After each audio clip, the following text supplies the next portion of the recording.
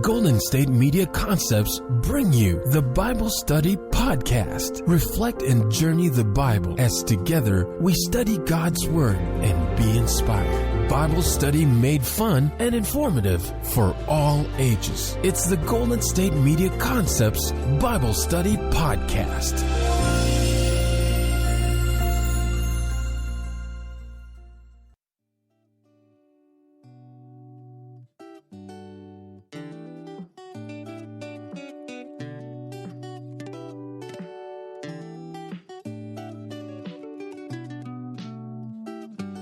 Hello, and welcome to the Golden State Media Concepts Bible Study Podcast. I am your host, Sarah, and today we will be talking about the texts assigned for this week, the week of August 20th, 2017, and that is the 11th Sunday after Pentecost. So I hope you're having a great August, that it's not too hot where you are. I know where I am, we're in, some of those hotter times of summer, and I grew up in Montana, so August to me is always fire season, and so I always think of heat and wildfires, forest fires, and smoke, and just it's a scary time. So if you are located in one of those spots that is affected by either fires or the smoke of fires, you are in my thoughts and my prayers, and I hope that you are out of the path of danger. But we definitely pray for those people whose homes are threatened by wildfires. So that's just what August always makes me think of when it gets hot and I start to think about fire season. So, as I said, we are talking about the text assigned for the 11th Sunday after Pentecost. I'm going to read those now without further ado.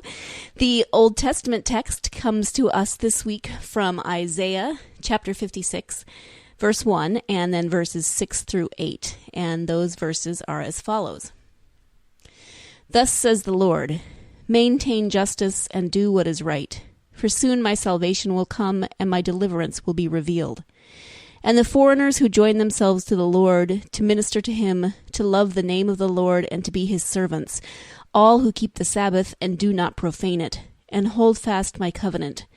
These I will bring to my holy mountain, and make them joyful in my house of prayer.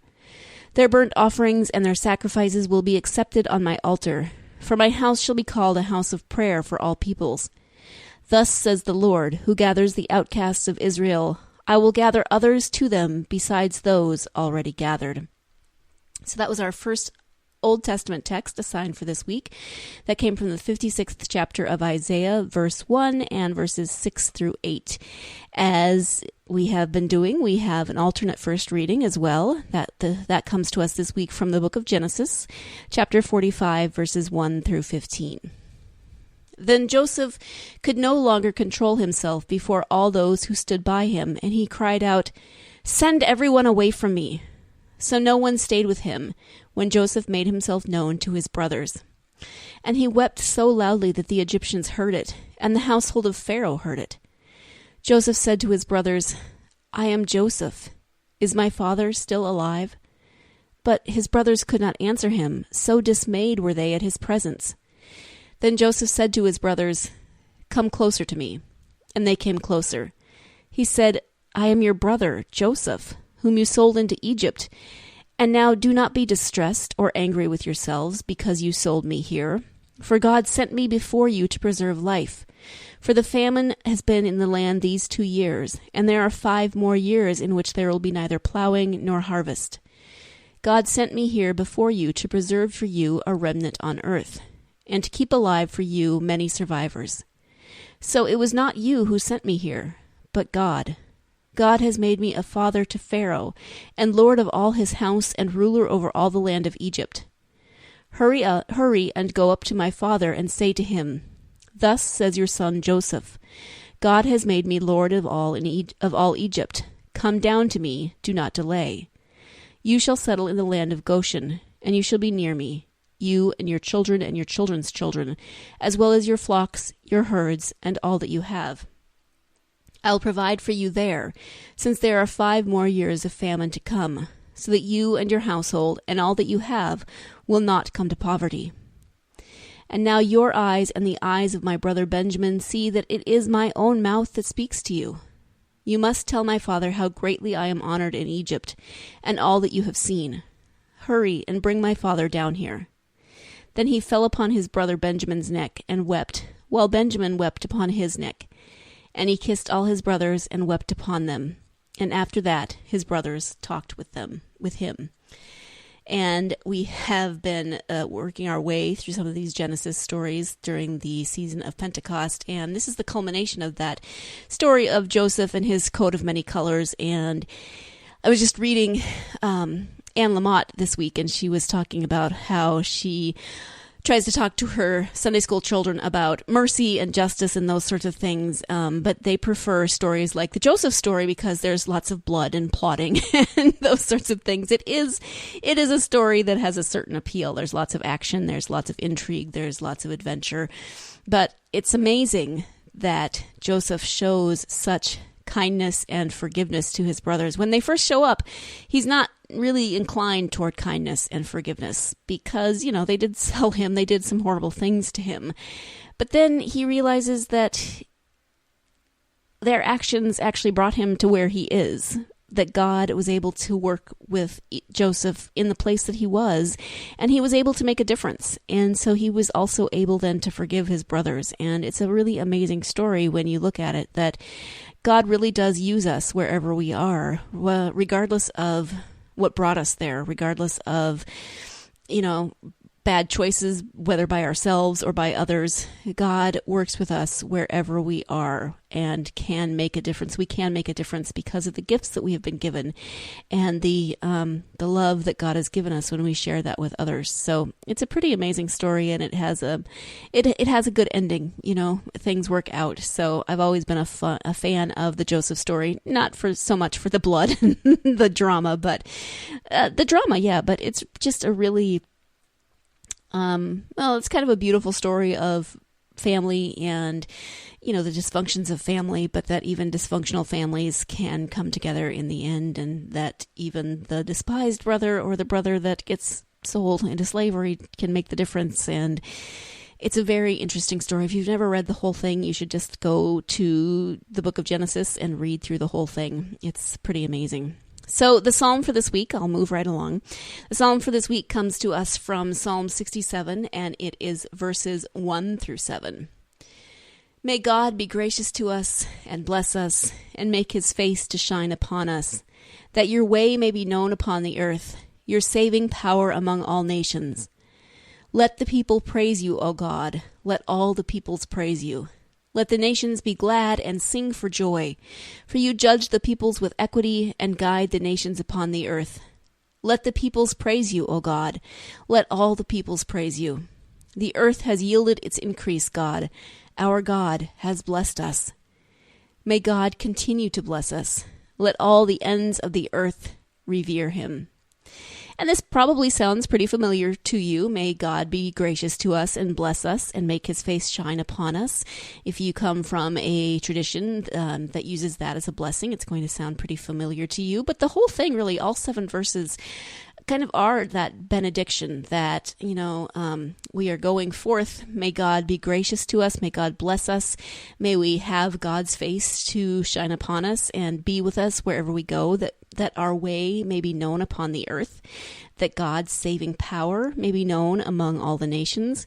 And then it gives these reasons why, let the peoples praise you. Let all the peoples praise you. Let the nations be glad and sing for joy. And why should they do this? Well, it's because God judges people with equity. God guides the nations and the people on the earth. Again, kind of what I was saying with the Genesis story. God works with us. God can use our gifts wherever we are to guide us and help us to make a difference.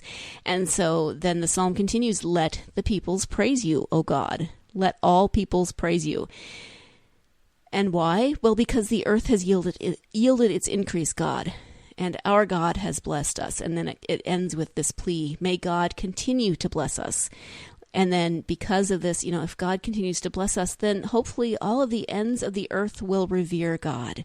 So it's this never-ending cycle of blessings from God and the people then in response praising God, God giving blessings and guiding us on our way, and we in return Praise God who then uses our gifts and our abilities in the earth or in the world to make a difference and bring that love and that joy and God's spirit and God's message to people. And so then it just becomes this whole process of praise and blessing and continued cycling.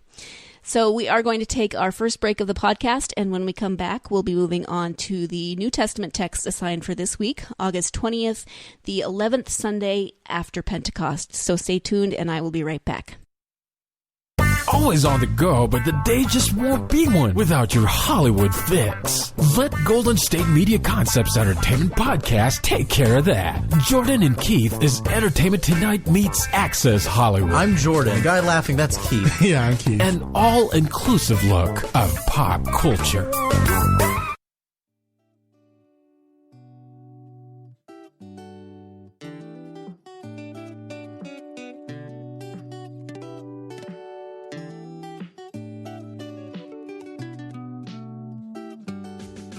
Welcome back to the Golden State Media Concepts Bible Study Podcast. I am still your host, Sarah, and we are talking this week about the text assigned for the 11th Sunday after Pentecost. We already did the first, the Old Testament text, the first reading, the Isaiah reading, the alternate first reading from Genesis, and then Psalm 67 verses 1 through 7, which brings us to the two New Testament texts assigned for this week. The first one comes to us from the letter of Romans, and we've been reading through that over the past several weeks. This is Romans chapter 11, verses 1 through 2a, and then 29 through 32, and those verses are as follows. I ask then, has God rejected his people? By no means. I myself am an Israelite, a descendant of Abraham, a member of the tribe of Benjamin. God has not rejected his people whom he foreknew. For the gifts and the calling of God are irrevocable. Just as you were once disobedient to God, but have now received mercy because of their disobedience, so they have now been disobedient in order that, by the mercy shown to you, they too may now receive mercy. For God has imprisoned all in disobedience, so that he may be merciful to all. And that is, again, Romans chapter 11, verses 1 through 2a and 29 through 32. And out of context, it's a little bit difficult to maybe read through this. It's one of those texts that might make people feel a little bit uncomfortable just as it's talking about disobedient and then mercy, that we're trapped in disobedience so that we may receive mercy. And I don't know if God has imprisoned all of us in disobedience as sort of, this act of, here, I'm going to make you disobedient so that you will do things that are bad, and then you will need to receive mercy so that you will appreciate that mercy more. It's more of God gave us free will, right? And so we are allowed to make our own choices. We are not automatons who follow God blindly, and because we have to, we have been given free will, which means that we choose to follow God, we choose to make those decisions, but we also then have the ability to make bad decisions, make poor choices. And because of that, we tend to be disobedient, right? But that disobedience doesn't have to be the end. That's not the end of the story, because God's love for us is so huge that we have been given grace, we have been given mercy. And because of our disobedience, we experience the mercy, right? It's not the same thing if you experience love and mercy when you don't understand that you've done anything that you deserve mercy, right? Or, it's this thing where you have to be able to understand, I don't deserve this mercy. I did something so truly horrible. I do not deserve to be forgiven. And yet God forgives us. God gives us this mercy. And then we can understand just how great this gift is that we have been given. Not that God is saying, I'm going to make you all make bad decisions, but more of God gave us that free will. And unfortunately, we as humans tend to make some poor choices, right? We don't always think things through. We do things for selfish reasons. We make poor choices. But because we are disobedient, then we experience that mercy, that love, that grace in a more deep and more profound way. So that was Romans chapter 11, and our Old Testament, our New Testament, our gospel reading. I'll get it out one of these days. Our gospel reading comes to us from the Gospel of Matthew, chapter 15, and it's verses 21 through 28, but 10 through 20 are alternate texts. Those can be included as well. So I'll be reading 15, 10 through 28, and those verses are as follows. Then Jesus called the crowd to him and said to them, "Listen and understand. It is not what goes into the mouth that defiles a person, but it is what comes out of the mouth that defiles."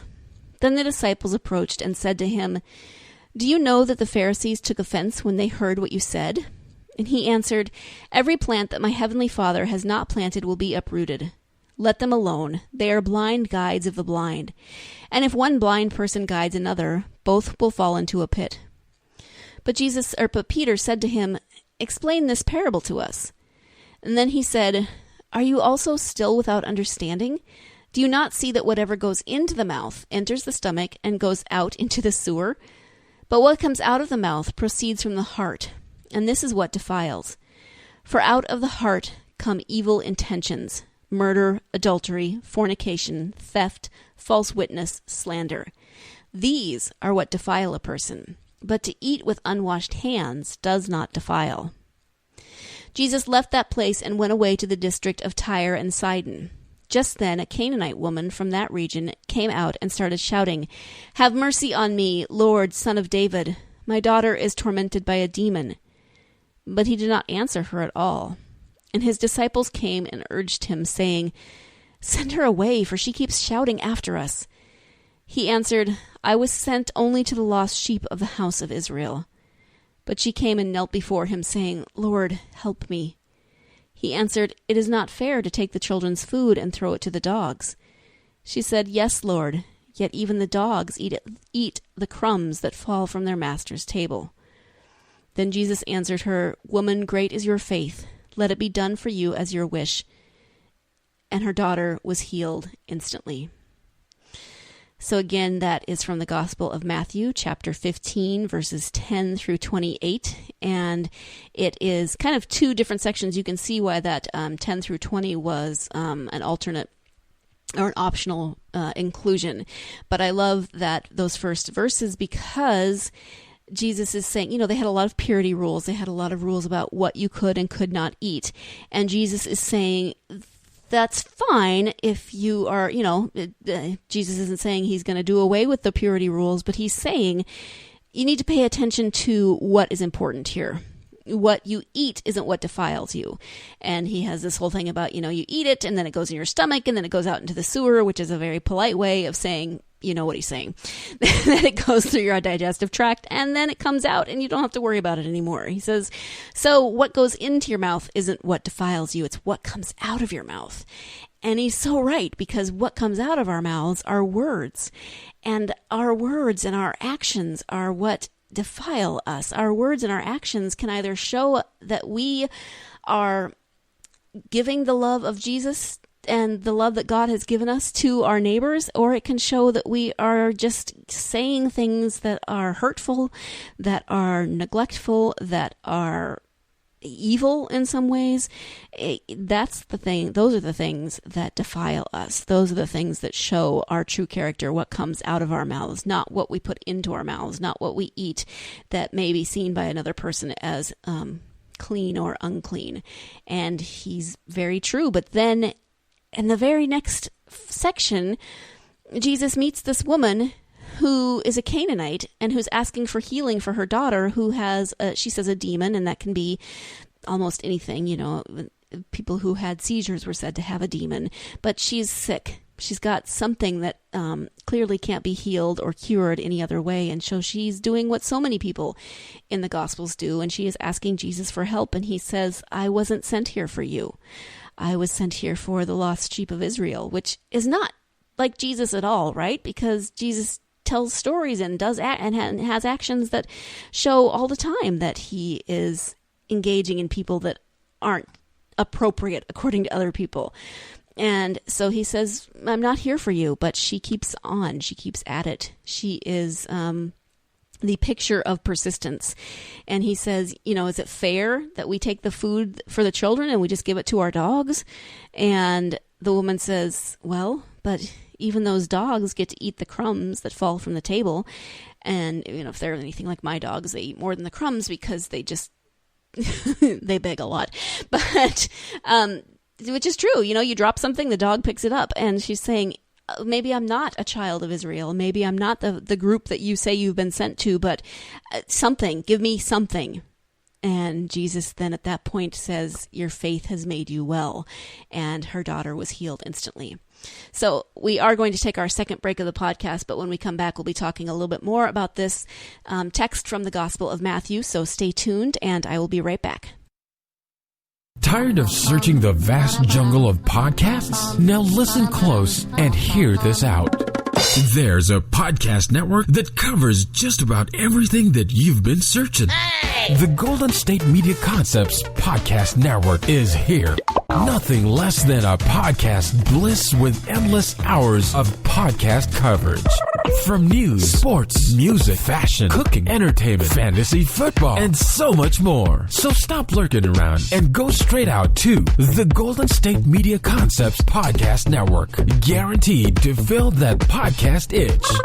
Whatever it may be. Visit us at www.gsmcpodcast.com. Follow us on Facebook and Twitter, and download us on iTunes, SoundCloud, and Google Play.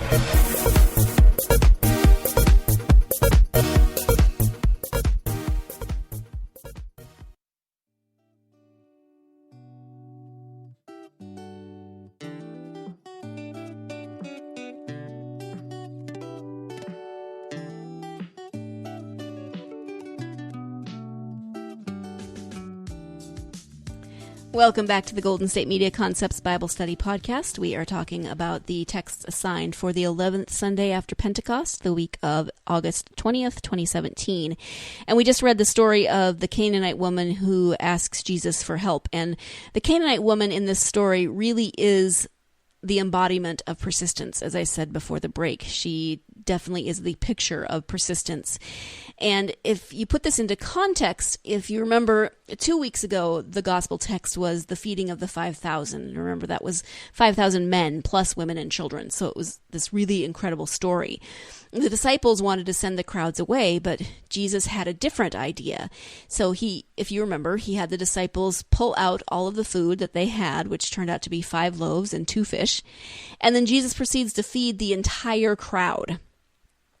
And then last week, and I didn't have a podcast last week now, I just realized, but if you were in church and you have a lectionary-based text study, then you heard the story of Jesus sending the disciples away and continuing to speak with the crowds before then rejoining the disciples. So this week, Jesus is back with his disciples, and they are approached by this Canaanite woman who asks Jesus to heal her daughter. And notice that, again, the disciples ask Jesus to send someone away. She keeps shouting at us, Jesus, send her away. She keeps following us and shouting at us. Can you do something about this? They still haven't learned, apparently, anything about Jesus's compassion. Although, as I said before the break, it seems as though Jesus is not going to be compassionate in this case. But the woman is shouting at them. She's bothering them, and they ask Jesus to send her away. And once again, Jesus doesn't heed the disciples' request. He doesn't respond in the way that we expect him to respond, but he also doesn't heed the disciples' request. He doesn't send the woman away. He actually talks to her. He lets her come forward and give her request. And his response, as I've said, does always trouble me when I first read it. He reminds the woman that she is a Canaanite and how he's come to minister to the Israelites. And then he does that lovely comparison of comparing her to a dog and the Israelites being the children of the household. But here, of course, is where we see this woman's persistence, because she's not backing down. She's not disrespectful, but she does hold her ground, and she does continue to engage Jesus in dialogue. Now, first, she is an unaccompanied woman who is talking to a group of men. So she is going against social norms to even have this conversation. Second, she's a Canaanite, as we have said, which means that she would have been seen as impure, unclean in the eyes of the Israelites, and that maybe helps explain a little bit more why that first 10 verses were optional about what is unclean and impure, etc. So she would have been seen as unclean to the Israelites because she would not have engaged, in the very strict dietary and purity laws followed by the disciples, followed by the Israelites. So just speaking with her would render Jesus also unclean. So if you look at it from this perspective, you can kind of see maybe where the disciples are coming from. Send her away. She's going to make us unclean. We're going to have to go through all of the rituals to, become clean. But again, I don't think they've been paying attention to Jesus very much if they think he's going to send her away. So it's a pretty complicated situation, and like I said, it is easier to understand the disciples' reluctance to engage her. But less understandable is Jesus' reluctance, and it's disconcerting to see Jesus' reaction to this woman's request, because we have seen him respond so differently in other situations. We're so used to seeing Jesus have reactions similar to his responses to his disciples' request that he send the crowds away. That's what we're used to seeing Jesus do. Or the disciples' response, when he says to the disciples want him to send the children away. And they said that Jesus was too busy to be bothered by the children. But Jesus said, no, let those children come here to me. So this is how we're expecting him to respond. And he does allow the woman to approach. He does talk to her. But instead, then he responds in a way that we might respond when we're faced with a person that we don't particularly want to deal with, right? We kind of make excuses for why we can't help them. And I think this is why Jesus' reaction bothers me so much, because it's one of those instances where Jesus is acting human. He is responding as we would respond, and we don't want Jesus to respond as we would respond. We want Jesus to respond as Jesus would respond. But this isn't the end of the story, because the woman is the picture of persistence, and she persists. And in so doing, she shows the disciples and us another amazing example of God's love. When she persists in her request, Jesus' answer is that it isn't fair for the food meant for the children to be thrown to the dogs. And I am pretty sure that had Jesus given me this answer, I would have just burst into tears and stormed away in anger and frustration. But no, this woman is not having it. She still persists. She replies that even the dogs receive some of those crumbs that fall from the table. And here is where Jesus replies in a way that we're more familiar with, maybe a little more comfortable with. And Jesus commends her for her faith and tells her that because of it, her daughter has been made well. Not will be made well, has been made well. And I wish this woman had a name. So many women in the Bible don't have names, but I wish she had a name, because she's such an amazing example of faith and persistence in this story. And she is one who ends up showing us the greatness of God's love. Jesus is the person who heals her daughter. And in the end, he does react as we've come to expect from the Son of God and the Messiah. But it's really the woman's persistence that moves Jesus finally toward this act. And so often happens in stories from the Gospels, there is an astounding reversal in this story that shows us more of God's love. The disciples didn't want the woman bothering them, didn't want the woman bothering Jesus. And Jesus wasn't inclined to help her at first. And yet, God's love is for everyone, not just a select few. God's love is for even those who don't seem appropriate, or who might usually be sent away for any number of reasons. God's love is for foreigners and outsiders and women who are seen as unclean and women who persist. And in the light of this first half of the gospel reading, as I said, the first half of that gospel reading makes more sense, because Jesus is speaking about what actually defiles, what actually makes a person unclean.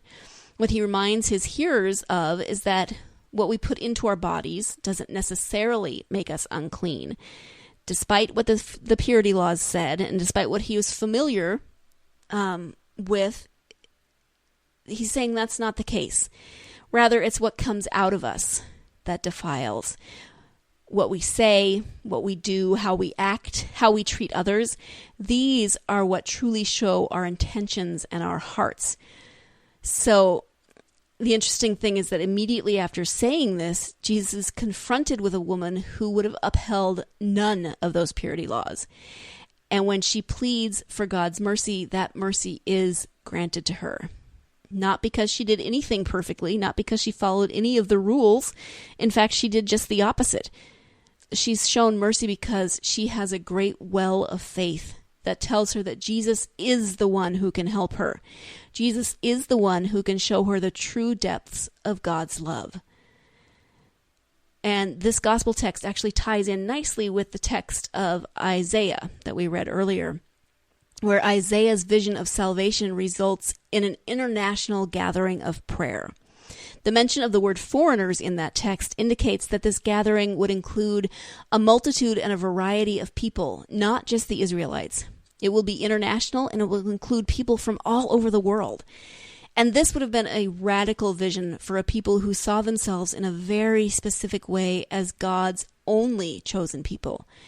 And yet here the prophet is showing them a new vision, one where all people come together under God's love and mercy. Isaiah's vision is one that will take place in the future, but Jesus' encounter with the Canaanite woman shows the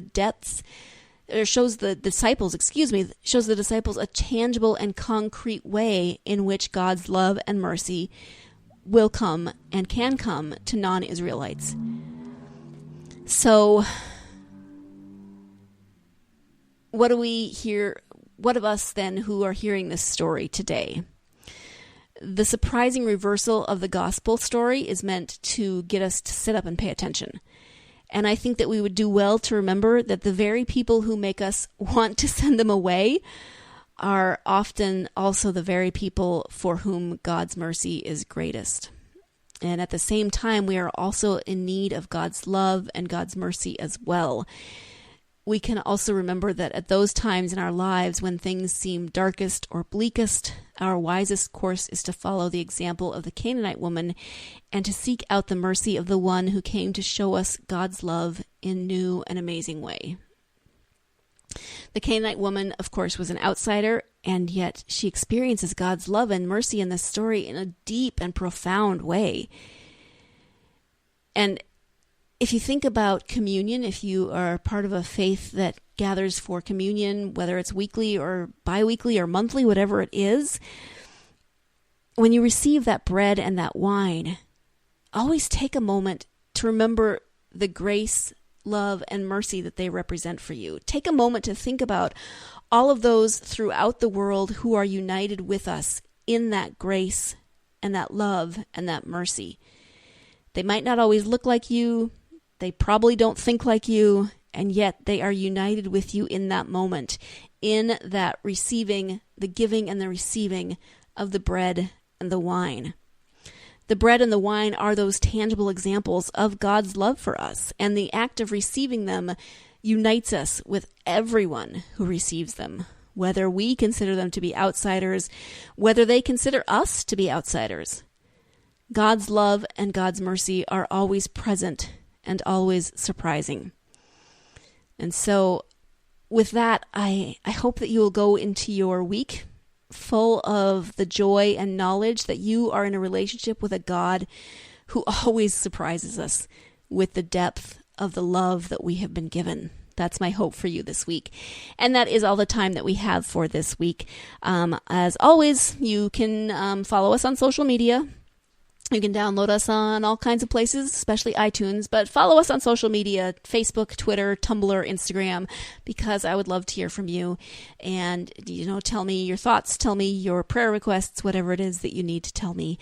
And I hope that you have a good week. I hope you experience God's love in deep and profound ways. And I hope that you remember that you are, in fact, a beautiful and beloved child of God. Thank you so much for joining me. You've been listening to the Golden State Media Concepts Bible Study Podcast, part of the Golden State Media Concepts Podcast Network. You can find this show and others like it at www.gsmcpodcast.com. Download our podcast on iTunes, Stitcher, SoundCloud, and Google Play. Just type in GSMC to find all the shows from the Golden State Media Concepts Podcast Network, from movies to music, from sports to entertainment, and even weird news. You can also follow us on Twitter and on Facebook. Thank you, and we hope you have enjoyed today's program.